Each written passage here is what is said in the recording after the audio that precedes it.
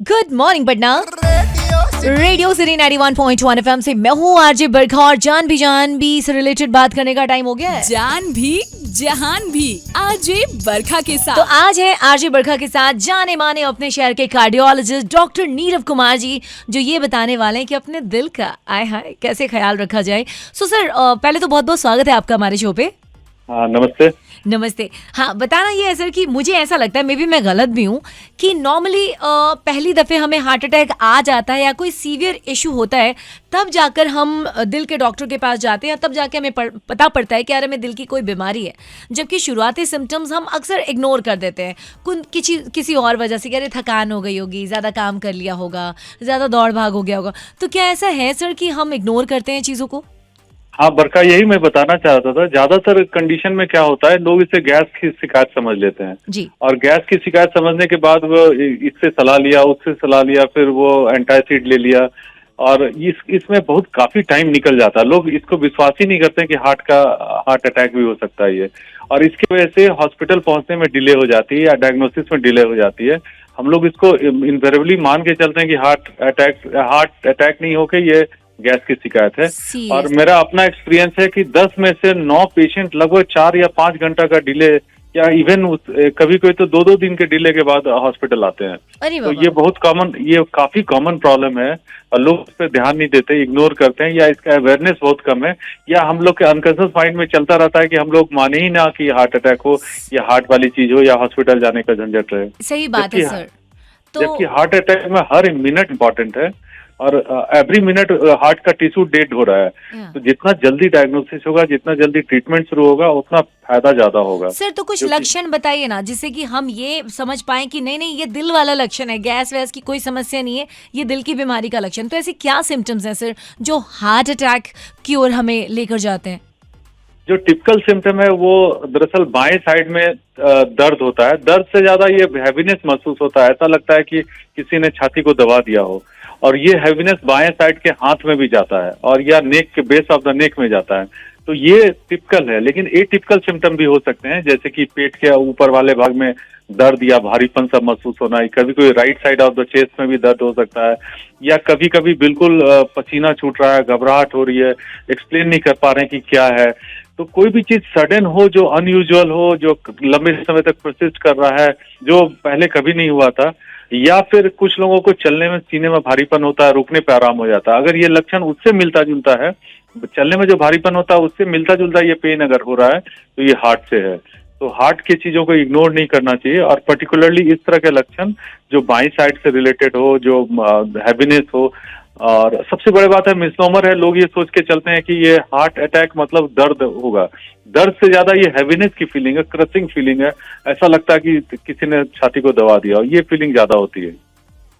Okay, तो sir इसका क्या दिल का इलाज या हार्ट अटैक का समय पर आपके यहाँ पहुँचना, जैसे आपने थोड़ी देर पहले कहा कि एक मिनट जो दिल का टिश्यू है जो मर रहा है, सो इसका क्या है सर, थोड़ा एक्सप्लेन वे में बताइए ना।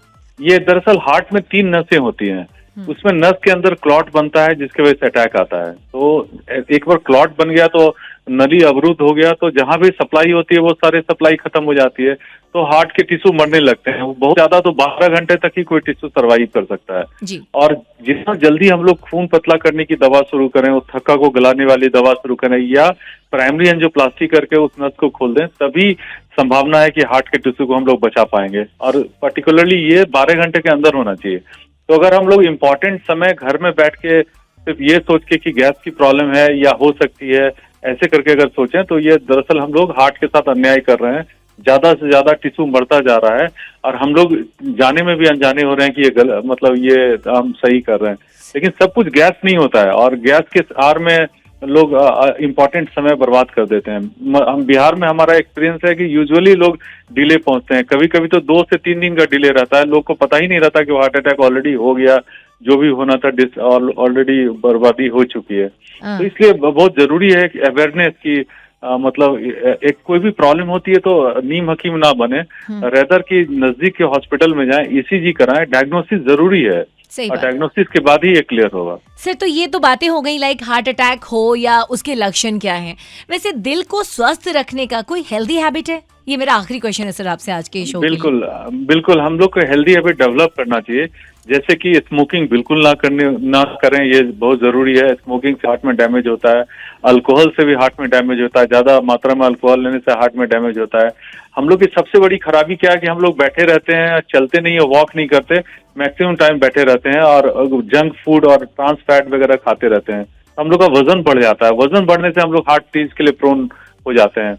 उसके अलावा हमारा खाना बहुत इंपॉर्टेंट है, जैसे कि ट्रांस फैट हो गया, रेड मीट वगैरह, ये सब खाने से हार्ट डिजीज होने के, पिज्जा हो गया, बर्गर हो गया, घी वगैरह, ये सब हार्ट के लिए अच्छी चीज नहीं है, जो हम लोग अक्सर लेते रहते हैं। ये डेंजरस है, इसे अवॉइड करना चाहिए। फिजिकल एक्टिविटी नहीं के बराबर होती है हम लोग की, लगभग 30 से 40 मिनट हर इंसान को वॉक करना चाहिए, दौड़ना चाहिए, ये नहीं करते। प्लस हम लोग जो सब्जी वगैरह का सेवन कम करते हैं, ज्यादा करना चाहिए। सब्जी हो गया और सलाद वगैरह, साग वगैरह, ये सब बहुत जरूरी है, इसे रेगुलर खाना चाहिए। और कभी चलने में अगर भारीपन सा महसूस हो रहा है तो उसको जरूर सलाह लेनी चाहिए। इसके अलावा हाइपरटेंशन हम लोग इग्नोर करते हैं, हाई ब्लड प्रेशर की वजह से हार्ट डिजीज होने की संभावना 2 गुना बढ़ जाती है। तो ब्लड प्रेशर है अगर, तो उसको ट्रीट करना चाहिए, रेगुलर ब्लड प्रेशर की दवा लेनी चाहिए कि इससे डैमेज कम से कम हो।